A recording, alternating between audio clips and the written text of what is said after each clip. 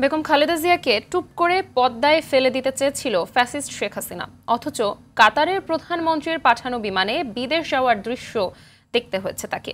এটাই আল্লাহর বিচার, এমন মন্তব্য করেছেন বিএনপির স্থায়ী কমিটির সদস্য নজরুল ইসলাম খান। দলের সিনিয়র যুব মহাসচিব রুহুল কবির রিজভী বলেন, শিশু ছাত্র জনতা হত্যাকারী শেখ হাসিনার ভিসার মেয়াদ বাড়ানোর ভারতের সিদ্ধান্তকে বাংলাদেশের মানুষ ইতিবাচক হিসেবে নেয়নি। রিপোর্ট করছেন জাহিদ রহমান।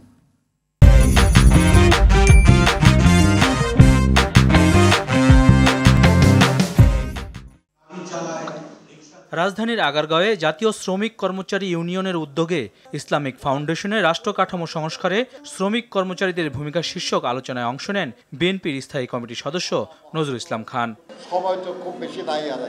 সামনের দিনেই যারাই ষড়যন্ত্র করুক, বিজয় জাতীয়তাবাদী শক্তির হবে বলে হুঁশিয়ারি দেন তিনি।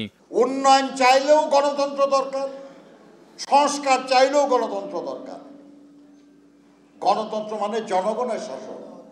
আপনি কার জন্য উন্নয়ন করবেন? জনগণের জন্য তো।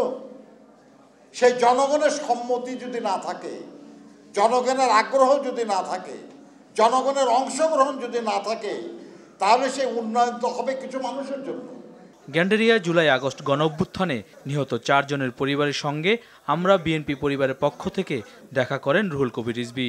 এ সময় কান্নায় ভেঙে পড়েন পরিবারের সদস্যরা। আমার তো ঘুম আসে না, আমার 2 ছেলে মেয়েকে আমি 2 পাশে নিয়ে তারপরে ঘুমাইতাম।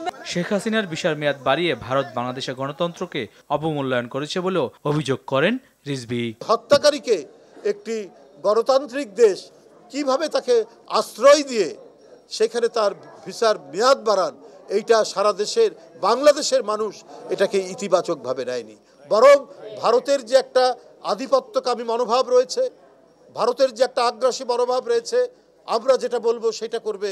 কিন্তু বাংলাদেশের মানুষের যে রক্ত দিয়ে যে অর্জন, সেই অর্জনকে তারা অবমূল্যায়ন করে অথবা তারা সেটা বুঝতে চায় না।